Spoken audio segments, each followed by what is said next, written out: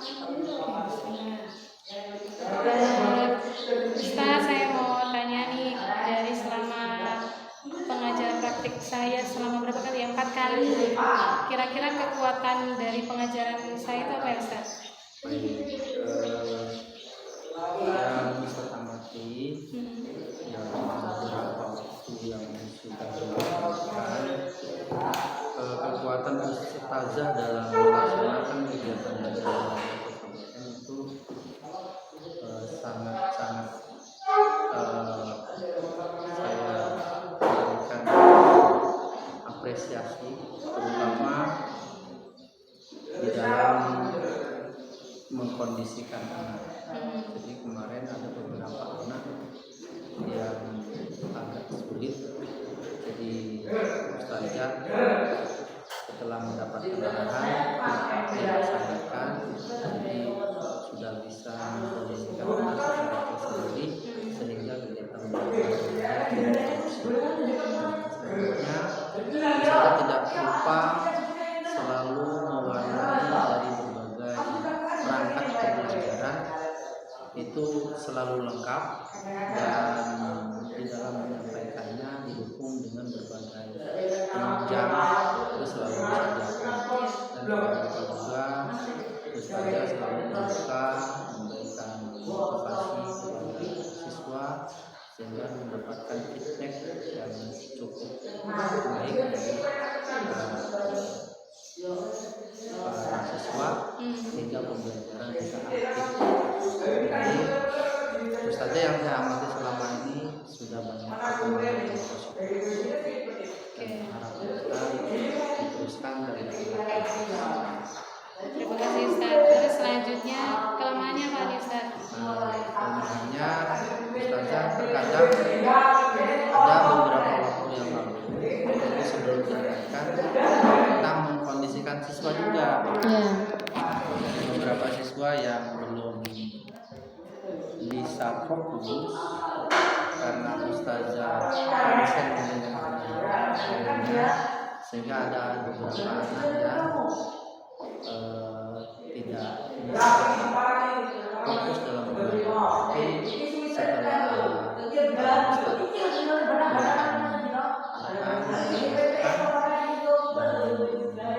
dicoba untuk alhamdulillah di pembelajaran berikutnya sudah bagus. Terkadang juga lupa memberikan pertanyaan-pertanyaan untuk dalam pembelajaran untuk memberikan materi.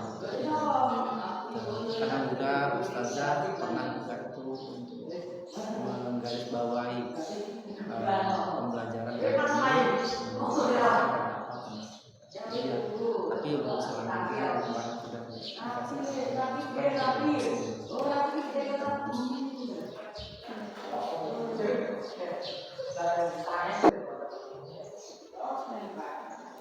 Ustaz, apakah Ustaz pernah mendapati siswa dengan sikap emosional tinggi? Oh ya, itu pernah. Kalau nggak salah Ustaz mengajar di SD Gula Putih Mataram. Itu waktu itu kalau tahunnya sudah lupa ya, mungkin sekitar 10 tahun yang lalu. Atau mungkin lebih, sekitar 15 tahun ke belakang. Ada anak kelas 3 yang usianya memang agak lebih dari teman-teman yang lain, mungkin kelas SD atau masuk TK. Jadi ketika itu anak ini berulah yang selalu di luar dugaan, di luar pembelajaran yang positif. Jadi anak itu terkadang berulah sendiri, jahil dengan teman, kadang-kadang ya pokoknya berbagai macam ulah lah. Seperti bentuk ulahnya itu misal dia jalan-jalan, dia terus ya mukul teman, atau mungkin ketika dia mau masuk kelas dia kakinya dihadangkan ke teman sehingga teman bisa jatuh. Terus dia selalu mencari celah agar dia mendapatkan perhatian.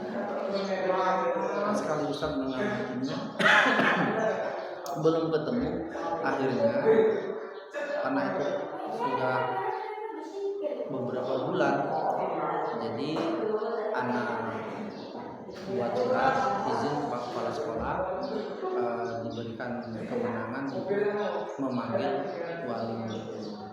Dia nak panggil orang tuanya, bapak beserta ibunya. Jadi setelah itu kita konfirmasikan apa penyebab dan latar belakang anak kok jadi begini.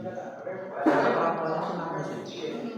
Karena anaknya sendiri itu pernah berulah sampai anak-anak lain ketakutan. Jadi dia berulah disalahkan tidak mau, sehingga dia nendang kursi, mengangkat kursi, membanting kursi sampai temannya ketakutan.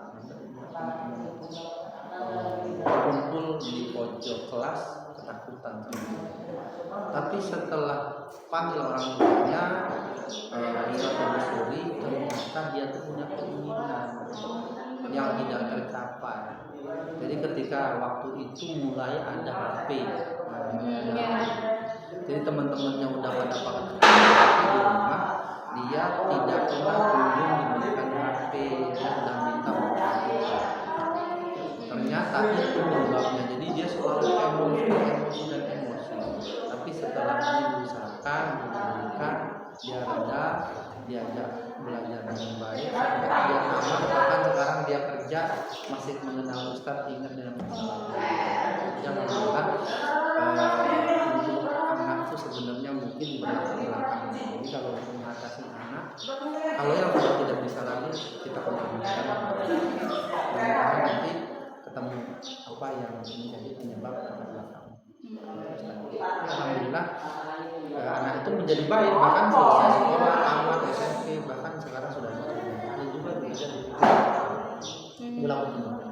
Alhamdulillah. Masih ingat sama Ustaznya kalau ketemu manggil terus dia datang Alhamdulillah masih ingat ya Ustaz. Iya masih ingat mungkin ya. Guru yang sangat membekas di pikirannya Ustaz sendiri. Alhamdulillah. Itu waktu itu rumit sekalinya harus bagaimana, kan dihukum sudah bosan, diberikan pokoknya berbagai macam arahan, diberikan nasihat sudah bosan, nggak ada yang masuk. Jadi hari-hari itu berulang saja, nggak kita hanya satu yang pasti ada yang dibuat hanya seorang nangis, memang entah dicubit, entah diambil ketika saat makan bersama makanannya, entah dia jegal, entah dia tendang dan lain sebagainya.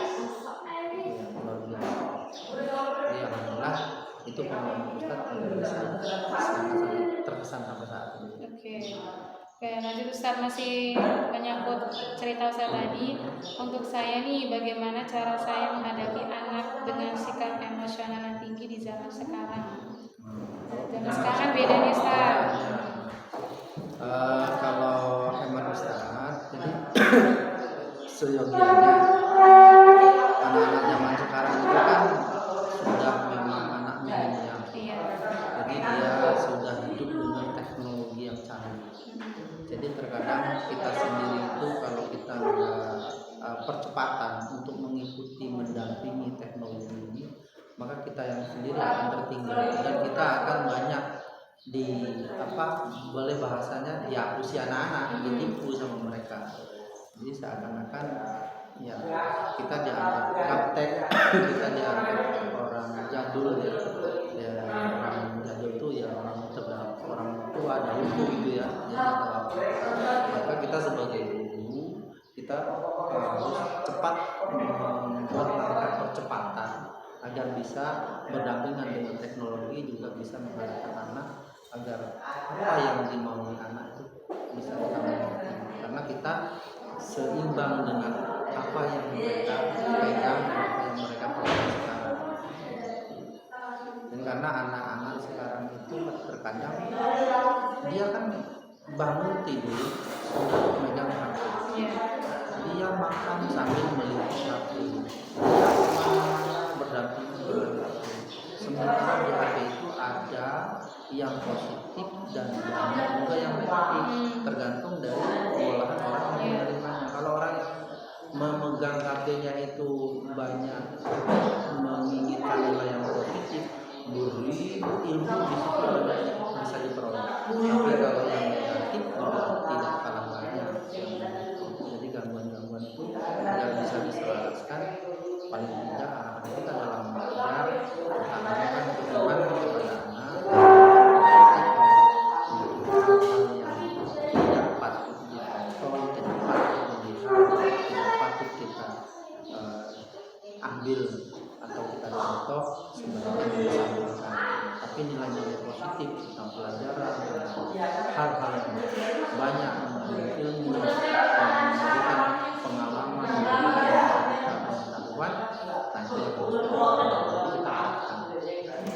kita dalam mengajar anak sekarang itu bisa nggak boleh kita ketinggalan oleh guru. Terus pertanyaan terakhir, apakah selama proses pembelajaran semuanya harus sesuai dengan modul ajaran yang kita buat? Ya sebaiknya sesuai dengan modul ajaran yang pas. Tapi manakala kita sedang mengajar akan mengalami hambatan tidak sesuai dengan harapan anak-anak, terkadang bisa dengan bahan ajar yang kita sampaikan tidak mood atau tidak selaras dengan pemikiran dia saat itu. Jadi kita paling tidak mengantisipasinya, memberikan motivasi dan memberikan seperti apa ya, seperti tadi kemarin Ustadz berikan pertanyaan kepada membuat anak menunjukkan daya imajinasi berkembang sehingga minat fokus pelajaran kita. Terkadang ada materi yang ini lagi. Kadang penunjangnya misalnya penunjangnya ini lagi. Tapi ketika kita paham dengan moodnya anak, kita cepat berubah, cepat kita berikan motivasi yang berikutnya atau cara-cara yang lain sehingga anak bisa kembali lagi fokus untuk belajar. Baik, Ustaz. Insyaallah sudah cukup pertanyaannya. Terima kasih Ustaz.